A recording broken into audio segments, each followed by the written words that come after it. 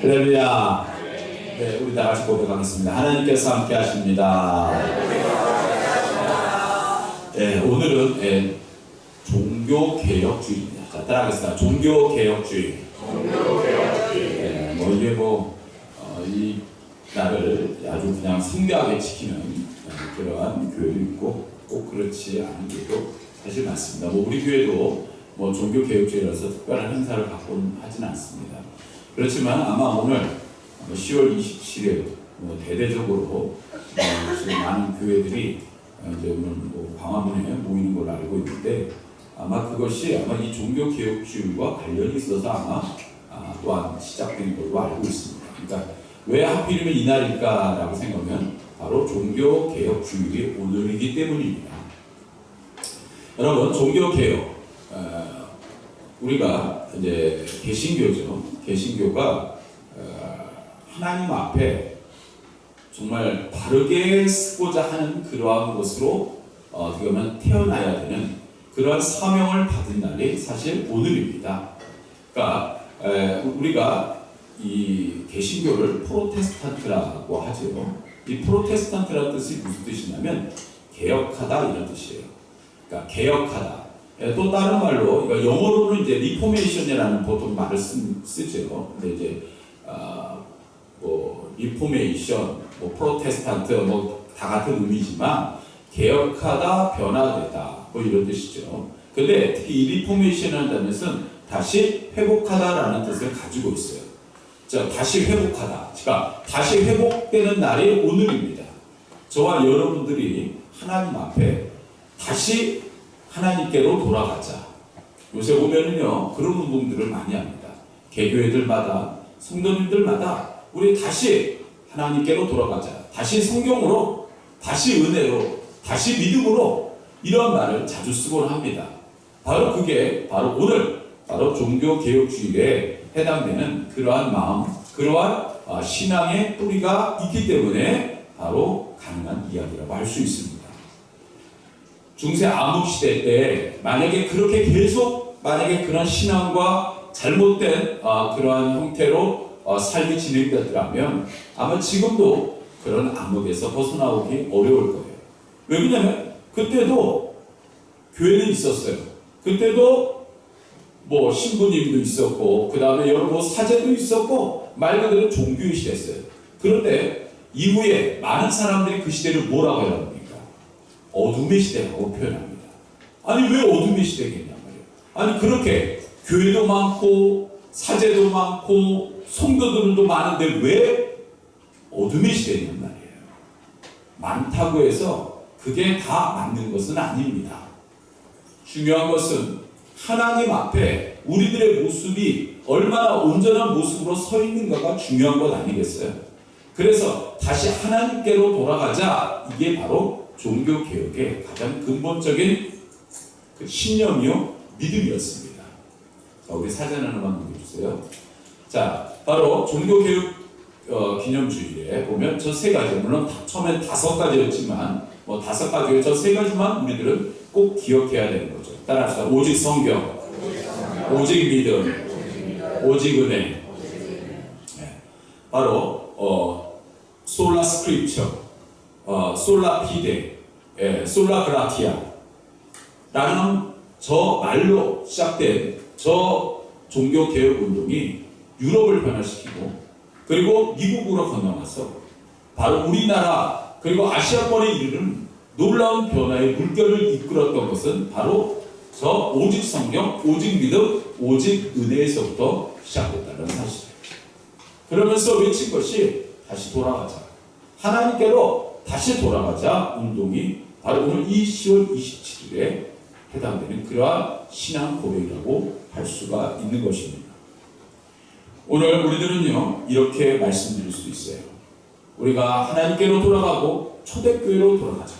초대교회로 돌아가는데 초대교회에 많은 그러한 하나님께서 세우신 은혜로운 교회들이 많았어요.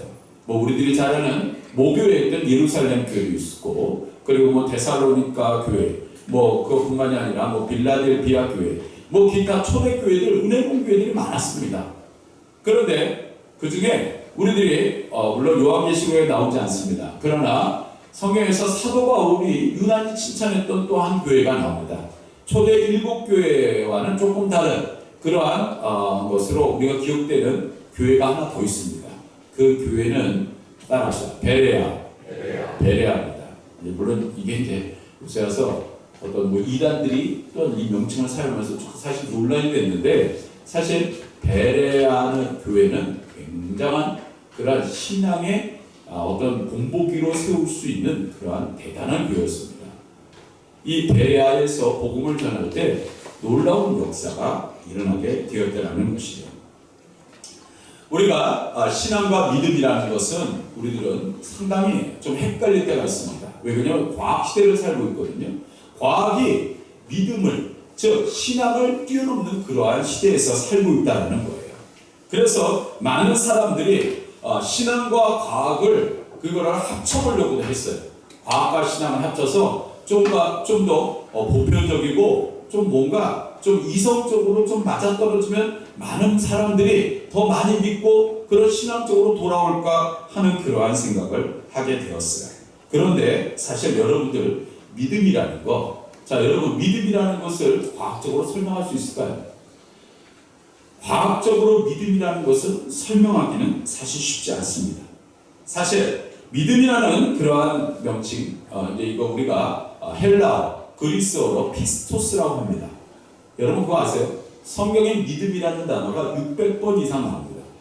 즉 믿음이라는 단어, 우리들이 잘 아는 바로 아브라함에서부터 시작됐죠.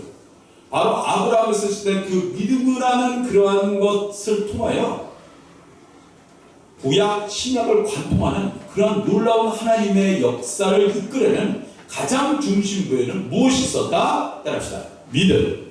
바로 믿음이 있었다. 바로 오직 믿음. 바로 그 믿음 가운데서 하나님의 놀라운 역사를 갖게 되었다는 사실이에요. 성경에서 만약에 믿음을 뽑아내면 사실 할 말이 별로 없어요.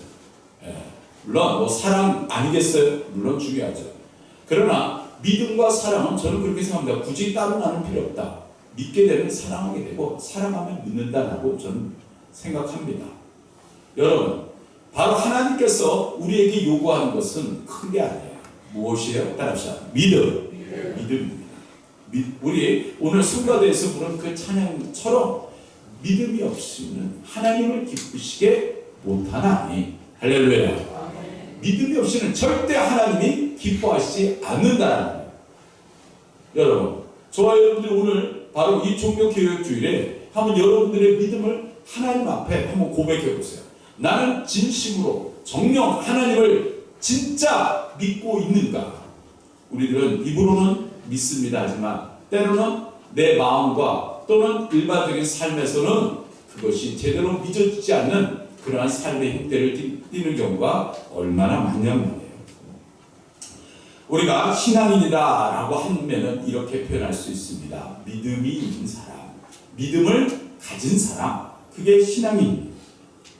마틴 루터가 오직 믿음, 오직 은혜, 오직 성경이라는 말로 바로 그러한 다시 하나님께로 돌아가자 그러한 제시했던 그러한 것, 바로 그 초대교회 하나였던 바로 이 베레아 교회. 이 베레아 교회가 하나님 앞에 큰 은혜를 받고 그런 믿음 가운데에서 세워지고, 그리고 특별히 그 교회 성도들의 신앙의 형태, 그 신앙의 형태를 구체적으로 구술한 어떻게 보면 최초의 케이스가 아니었나 하는 것이 바로 오늘 본문의 말씀의 배경이 될 수 있다는 것입니다. 우리 본문 말씀, 우리 13절 말씀을 우리 다시 또 읽도록 하겠습니다. 13절 읽습니다. 시작. 데살로니가에 있는 유대인들은 바울이 하나님의 말씀을 베레아에서도 전하는 줄을 알고 거기도 가서 무리를 움직여 소동하게 하거든요. 여러분, 이 베레아라는 곳은요 데살로니가와 가까운 동네입니다. 그러니까 제가 이 그리스에 가보니까요, 이제 사도 바울이 하나님 앞에 이제 원체 가고 싶은 것은 아시아였죠. 근데 하나님께서 유럽으로 가라라는 말씀을 하시고 그 말씀에 순종해서 바로 이제 그리스로 넘어가게 됩니다. 네, 그리스와 터키는 붙어 있죠. 근데 그곳에서 이제 상륙하고 나서 이제 제일 먼저 도착했던 곳이 빌립보고 그 다음이 어디냐면 데살로니가입니다. 그 순서대로 그리스의 북쪽에서부터 내려오는 겁니다. 가보면요, 이제 그리스 최북쪽에서부터 이제 쭉 내려가는 거예요. 빌립보, 데살로니가, 그 다음에 여기는 베레아입니다. 순서가 그렇게 돼요. 순서대로 내려가는 거예요. 그런데 그가 이제 여러분 잘 아다시피 빌립보에서 복음을 전하다가 뭐예요? 감옥에 가게 됐죠. 그리고 또한 데살로니가에서 복음을 전하다가 큰 소동이 일어납니다. 큰 소동이 일어나서 결국은 도망가게 돼요. 많은 분들이 그런 데살로니가에서 복음도 받아들였지만 핍박 또한 거셌어요. 그래서 근데 그 핍박을 했던 사람은 누굽니까? 핍박했던 사람들이 이방인들이 아닙니다. 뭐야? 같은 동포 유대인들이었어요. 핍박을 받아서 그들이 어디로 가게 됐느냐? 베레아로 가게 됩니다. 근데 베레아로 가게 될 때 베레아로 간 그곳에서도 뭐야? 데살로니가에서 사도 바울 일행을 괴롭히던 유대인들이 어디까지 쫓아오냐면 베레아까지 쫓아옵니다.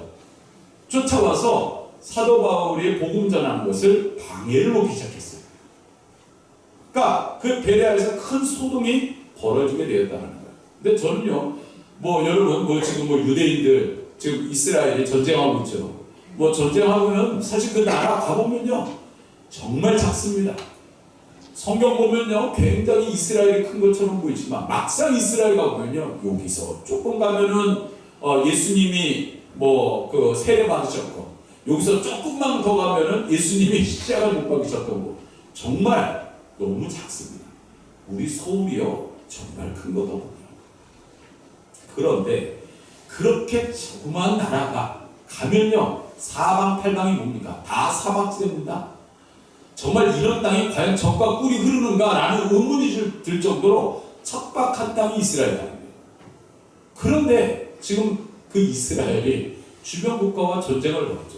자, 그런데 그들이 전쟁을 벌일 때 두려워합니까? 무서워합니까? 도망갑니까? 절대 안 그렇습니다. 유대인들은요 어떨 때는요 두려움을 모르는 것 같아요.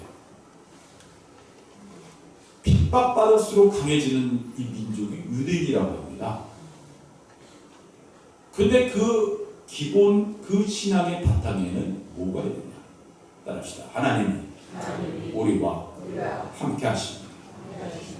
그들은 절대 태어나면서부터 그 말씀을 죽을 때까지 듣습니다. 하나님은 우리와 함께 하십니다. 그러면 이스라엘을 꺾을 수가 있겠습니까? 못 꺾습니다. 그런데 문제는 저 유대인들이요 그러한 신앙과 믿음을, 잘못되어 있는 그런 신앙과 믿음을 가지면요 더 광신자, 잘못된 신앙과 믿음을 가지고 더 열정적으로 또 가는 민족이 유대인입니다. 베레아에서 이 데살로니가는 대략 100km 정도 떨어져 있어요. 고대의 100km는요 굉장히 멀죠. 그런데 그곳까지 쫓아와서 해방을 놓을 정도였으니 대단합니다. 잘못된 신앙과 믿음을 갖고 있는 그들. 근데 여러분 사실 바울도 남발할 게 없었어요. 여러분 잘 아다시피 평신도로서 최초의 순교자가 누구죠? 스데반이죠. 스데반이 순교할 때 우리 사도행전을 보면 구체적으로 스데반이 순교하는 그 장면을 묘사하고 있죠. 그리고 그 구절의 맨 마지막 구절에 보면 이런 내용이 나오죠. 누가 등장합니까? 사도 바울이 등장. 그 당시에는 바울이 아니죠. 사울이 등장합니다. 아니 왜 스데반의 등장 속에서 사울이 등장하냐고. 그의 앞에 스데반의 옷이 떨어져 있고, 그리고 그 스데반이 순교하는 그 상황 속에 사울도 있었다는 겁니다. 아니 사울이 돌을 들었을 수도 있었고 사울이 그 돌을 또한 던졌을 수도 있었다는 거예요. 그리고 그가 확증합니다. 야, 내가 아예 본격적으로 예수 믿는 사람들을 핍박하겠다. 그 신념이 놀랍게도 스데반의 순교에서부터 시작됐다는 거 아십니까? 여러분 사실 바울도 할 말이 없어요. 무서운 건 사울이 그러고 나서 어디에? 다메섹까지 쫓아간다. 다메섹까지 쫓아갔다라는 건 뭡니까? 즉 유대 땅도 아닌 이방인의 땅에까지 가서 예수 믿는 사람들을 잡아오겠다는 거예요. 지금 똑같은 형태를 누가 띠는 거예요? 즉 유대인들이 바울을 쫓아가서 그 모습 그대로 행하고 있는 거예요. 유대인들도 자신의 신앙, 바울도 자신의 신앙, 그 상황 가운데에서 보면은요, 신앙과 신앙, 어떻게 보면 잘못된 신앙, 참된 신앙의 어떻게 보면 대결이라고 할 수 있는 게 사실 오늘 이 베레아에서 일어난 사건입니다. 왜 그러냐? 사도 바울이 복음을 전하는 전도 여행을 3번 다녔어요. 근데 그 3회에 걸쳐서 복음의 전도 복음을 전했는데, 그런데 그 전했던 그 순간순간 그 모든 것이 제대로 은혜롭게 모든 것이 복음이 전해졌을까요? 아닙니다. 1차 전도 때는 이고니온에서 그는 돌에 맞아 죽었어요. 거의 반 죽다시피 했어요. 그런데 돌에 맞고 다 반 죽다시피 했던 바울이 그리고 다시 이고니온으로 돌아가서 다시 복음을 전합니다. 돌 맞는 거, 그리고 빌립보에서 데살로니가에 간 때는 거기는요, 산 완전히 주변이 완전히 다 산입니다. 고대에는 그곳에 아마 엄청난 맹수들이 살았다고 하더군요. 그 맹수의 위협, 그거를 뿌리치고 그리고 가서 복음을 전합니다. 매일매일 순간순간이 순교의 코앞까지 다가간 삶을 살았던 인물이 사도 바울이었습니다. 3차 전도여행을 다닐 때 돌에 맞아 죽을 뻔했고, 그리고 맹수에게 물려 죽을 뻔했고, 그리고 배가 침몰돼서 죽을 뻔했고, 그것과는 기타 여러 가지로 날마다 정말 사도 바울의 고백처럼 나는 날마다 죽노라. 날마다 눈을 뜨고 복음을 전할 때 순교의 각오가 없이는 그는 하루하루를 살아갈 수가 없는 그러한 존재가 사도 바울이었어요. 놀라운 것은 따라서 죽음도 두려워하지 않았다. 사도 바울은 죽음도 두려워하지 않았어요. 왜? 하나님 앞에 나는 그렇게 믿음으로 나는 살아가고 있어요. 그러니 그는 결코 그러한 생각을 어떻게 우리들이 해도 어떻게 너무 무모하지 않느냐? 그러나 그는 믿었다는 거예요. 하나님이 그와 함께하는, 예수님이 그와 함께하는, 성령님의 인도함 가운데 순종하며 나아갔던 삶이 사도 바울의 삶이었다는 사실이에요. 우리 본문 말씀 우리 11절도 우리 다시 읽도록 하겠습니다. 시작. 베레아에 있는 사람들은 데살로니가 있는 사람들보다 더 너그러워 간절한 마음으로 말씀을 받고 이것이 그러한가 하여 날마다 성경을 상고하고. 이 말씀 속에서 보면요, 그들은요 하나님 앞에 열심을 다하여 최선을 다하여 하나님의 말씀을 믿고 그리고 그 말씀대로 살려고 몸부림쳤던 사람들이 바로 이 베레아 교회 성도들이었다는 사실이에요. 그들의 신앙과 믿음은 온전한, 어떻게 보면 현대, 즉 우리의 신앙과 믿음이 다시 회복되어야 되는 가장 중요한 포인트, 가장 중요한 핵심을 보여주고 있는 것이 바로 오늘 이 베레아 교회들의 신앙 생활이 될 수 있다는 것이, 우리가 그것으로 다시 돌아가야 된다는 것을 가르쳐주고 있다는 사실입니다. 오늘 저와 여러분들 다시 하나님 앞에 정말 우리의 신앙과 우리의 믿음이 진실되게 주님 앞에 다시 세움받고 나가는 저와 여러분이 될 수 있기를 주님의 이름으로 축원합니다. 오늘 20회째 우리가 방금 읽었는데 보면 데살로니가에 있는 사람들보다 더 너그러워라는 말이 나옵니다. 여러분, 이 너그러워라는 말이 예전 개역 한글, 우리가 이제 지금 개역 개정판을 쓰고 있죠. 그 전에 써있던 개역 한글판에는 뭐라고 하냐면 신사적이었다라는 표현을 씁니다. 이 신사적이라는 표현은 예전 있고 교양 있고 품위가 있는 사람이라는 뜻이겠죠. 뭔가 품위가 보여지는 그러한 신앙생활을 했던 사람들인 거예요. 그런데 영어 성경을 찾아보면요, 영어 성경에는 좀 독특하게 돼 있어요. 여기서 뭐라고 되어 있냐면요. 영어 성경에는 오픈 마인드라고 되어 있어요.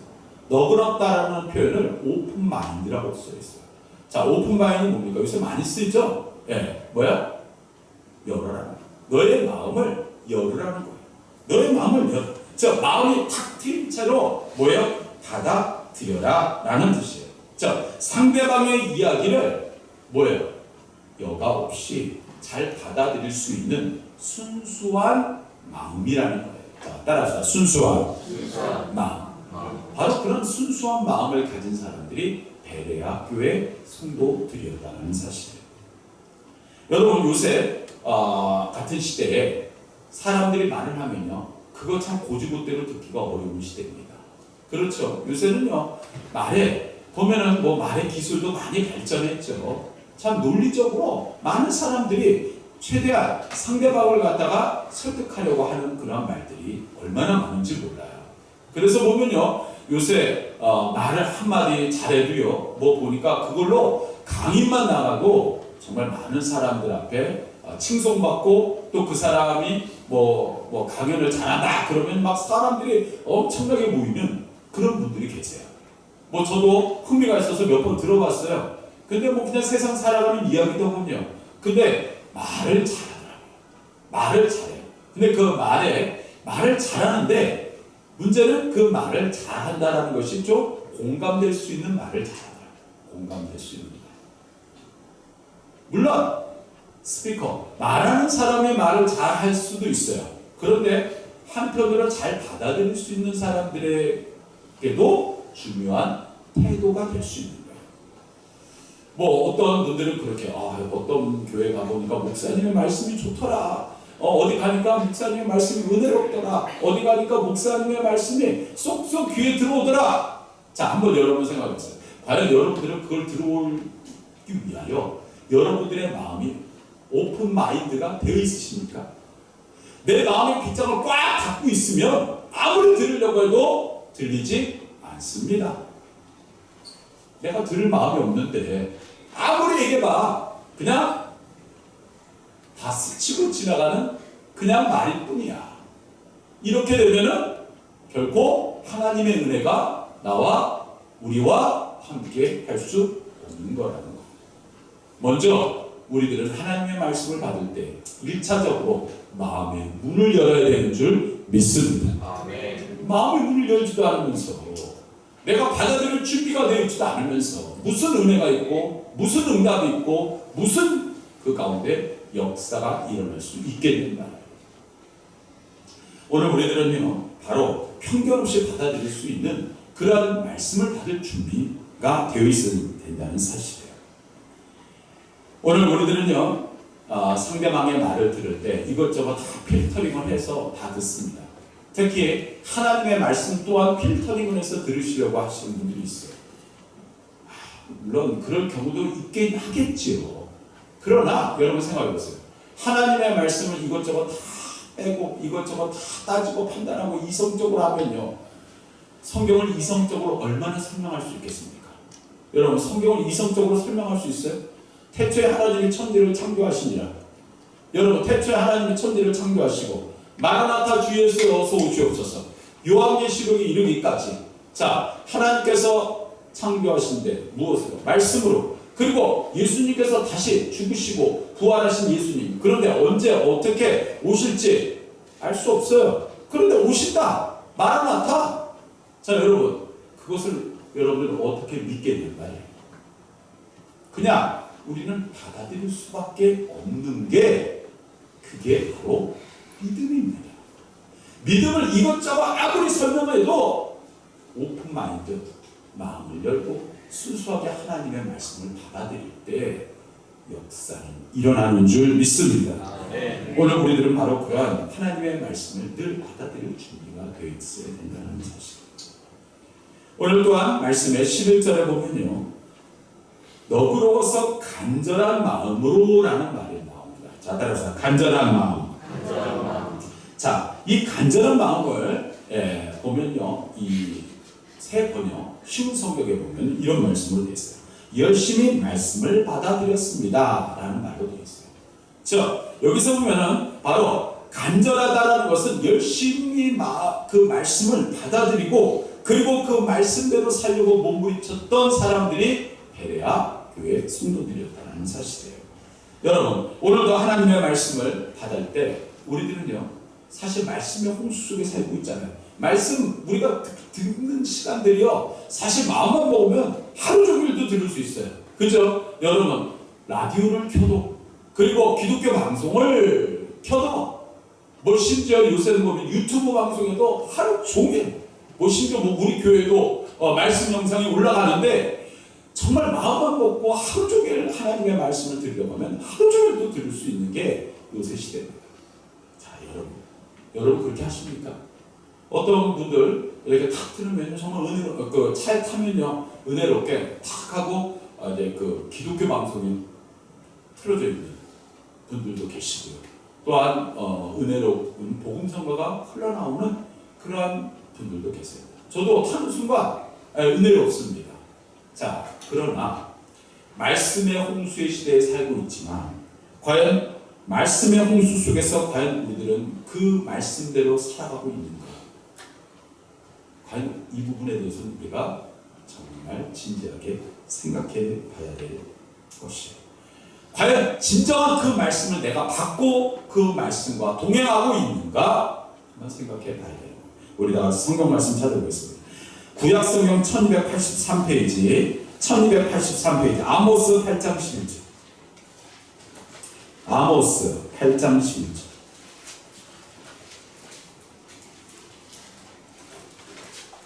아모스 8장 11절 1283페이지.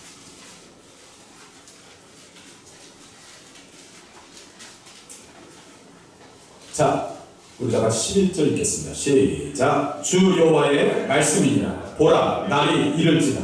내가 기근을 땅에 보내리니 양식이 없어 주림이 아니며 물이 없어 가람이 아니며 여호와의 말씀을 듣지 못한 기갈이라.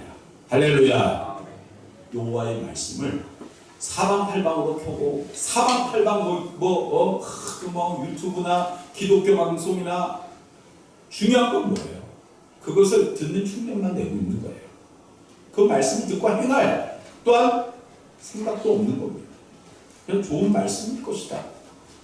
여러분, 세상에 좋은 말 하는 사람이 얼마나 많습니까? 하나님의 말씀과 그걸 동시한다는 건 그것은 우리의 신앙이 잘못된 것입니다. 이곳에서 혹시 좋은 말씀 드리려고 오셨습니까? 언주수를 잘못 찾으셨습니다. 하나님의 말씀은 따라합시다. 생명의 말씀. 생명의 말씀. 생명의 말씀이라는 뜻이 무슨 뜻입니까? 우리의 영혼과 삶을 살리는 말씀이라는 뜻입니다. 성경에는요, 말씀은 살아있다라고 되어 있어요. 말씀은 문자가 아닙니다. 살아있는 것입니다. 말씀이 들려주고 여러분들과 함께하는 순간 그 말씀이 여러분들의 삶 가운데서, 심령 가운데서 역사하는 게 말씀입니다. 할렐루야.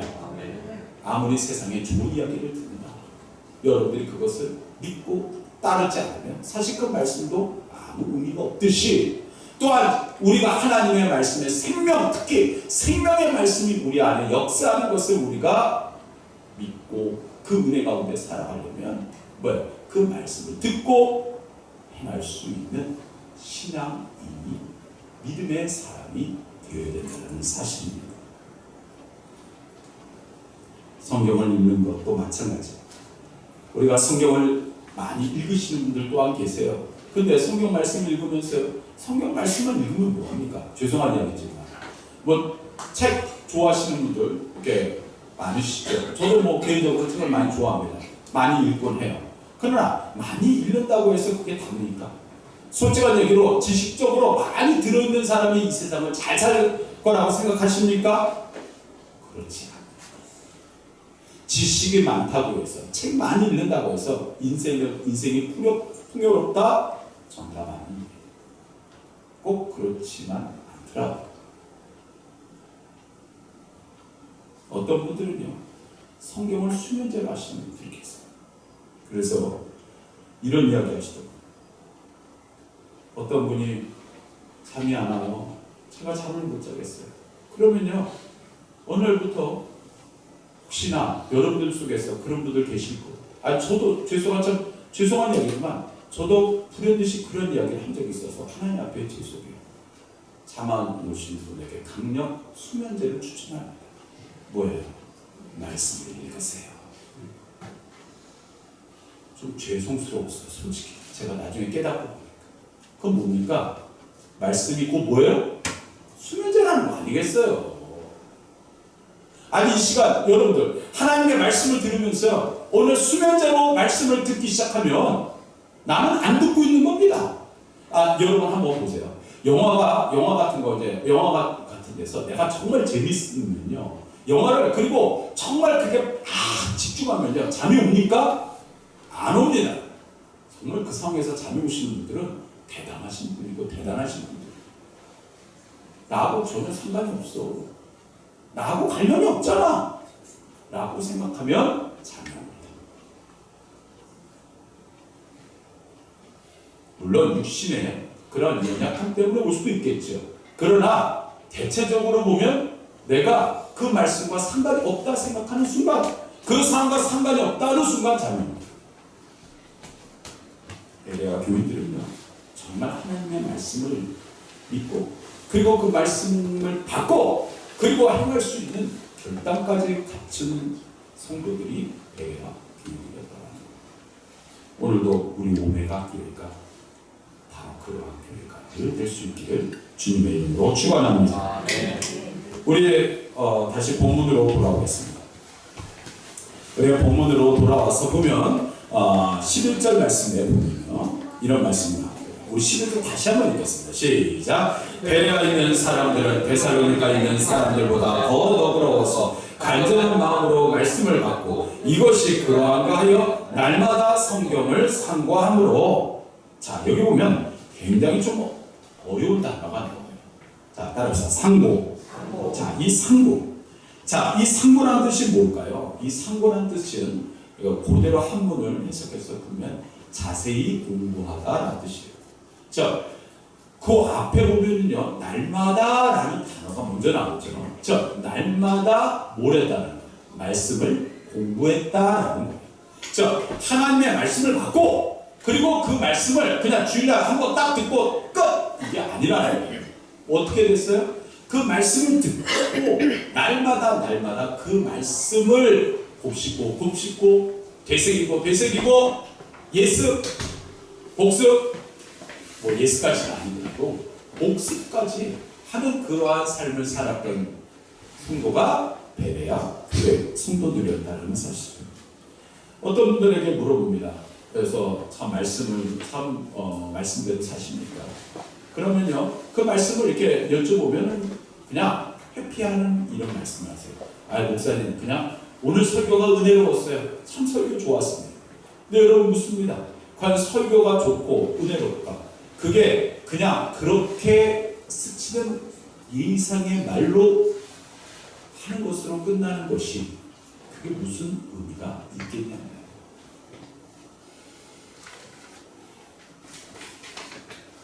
오늘 우리가 이 말씀을 딱 하고 그래요. 이제 뭐 동영상도 이렇게 우리 교회도 올리고 있지요. 여러분들이 꼭 이거를 보세요라고 다시 보세요라는 말씀을 꼭 굳이 안 하겠습니다. 저도 지금 오늘부터 카페에 다시 올리지 않고 있는 이유도 그래요. 그러나 여러분 한번 생각해 보세요. 말씀을 한 번 듣고 그냥 그것이 딱 끝이다. 좀 문제가 있다라는 생각이 안 됩니까? 법사 일주일의 삶의 모든 것이 예배가 끝이고, 그리고 한 주간이 말씀을 들으면서 딱 끝이 나고, 그리고 성경책도 일주일에 한 번 딱 그냥 털썩 먼지 털어갖고 들고 오고, 꼭 흡사 그것이 매주마다 반복되는 그러한 삶을 살고 있다? 그것은 굉장히 문제가 아닐 수가 없더라는 것이에요. 여러분, 이런 한문 아십니까? 독서 백편의자여. 다시 한번 말씀드릴게요. 독서 백편의자여. 혹시 아십니까? 혹시 아시는 분 계십니까? 오, 맞습니다. 네. 어떤 어려운 책이라도 그 책을 100번을 읽으면 뭐예요? 다 알 수가 있다 라는 뜻입니다. 아무리 어려운 시기라도. 저 하나님의 말씀을 우리가 끊임없이 묵상하고 그 말씀대로 끊임없이 적용하는 삶을 살면 결국 우리는 그 은혜대로 살 수 있게 된다는 거예요. 오늘 우리에게 주신 말씀을 삶 속에 적용하지 못한다면 그 말씀이 우리에게 무슨 의미가 있겠어요? 삶 속에서 하나님의 말씀이 우리와 동행하지 않는다면 무슨 의미가 있겠냐고요? 아무 의미 없어요. 여러분 오늘 이 말씀 듣고 좋았어. 죄송한 얘기지만 저기 유튜브나 어디에서 보면 엄청나게 유명한 그런 강사가 이야기할 때 좋은 말 듣고 너무 좋았어 하고 또 잊어버리면 그게 무슨 의미가 있겠냐고요. 더군다나 아까 우리가 고백한 것처럼 하나님의 말씀, 생명의 말씀이라고 했는데 생명의 말씀을 듣고 잊어버리면 과연 그 생명이 내 안에서 우리 안에서 역사하실 수 있겠냔 말이에요. 할렐루야. 오늘 우리들은 하나님 앞에 우리의 삶의 현장에서 우리들은 하나님의 말씀대로 살아갈 수 있도록 우리는 늘 훈련받아야 되고 또한 그렇게 집중하며 살아갈 수 있는 그러한 신앙이 되어야 된다는 사실이에요. 자, 따라합시다. 믿는 대로 행하며 살아야 한다. 믿는 대로 행하며 살아야 한다. 믿는 대로 행하며 살아야 한다. 심지어 우리 지방이 한 목사님 거기 보면 카톡 거기에 보면 메일에 보면 믿는 대로 살게 된다. 한 단계 더 넘어가서 믿는 대로 살게 된다. 그분의 삶을 보니까 정말 그렇게 사시더라고요. 어떤 때 보면은 너무 그게 광청이다라는 생각이 들지만 정말 그분은 그렇게 평생 사셨어요. 내가 하나님을 믿었기에 내 삶을 온전히 하나님께 드리려고 정말 그렇게 살려고 하시는 분도 여러분 내가 하나님을 믿었어요. 과연 내 삶은 믿는 대로 살고 계십니까? 베레아 성도님들은 바로 그러한 모습으로 살았고 그리고 그것을 사도 바울은 굉장한 은혜로 받아들였어요. 이중적인 모습이 아니었다라는 거예요. 하나님을 믿는 것이 이중적인 모습으로 보이지 않고 그대로 살려고 몸부림쳤던 우리 믿음의 선배였던 이 베레아 교회. 오늘 우리들은 하나님의 말씀을 받았습니다. 여러분들의 삶에 진정한 하나님의 은혜, 역사가 하나님의 손길이 함께 하시옵니다. 오늘도 그 말씀을 받고 그 말씀을 날마다 사모하며 날마다 주님과 동행하시고 사랑하는 성도 여러분 되시기를 주님의 이름으로 축원합니다.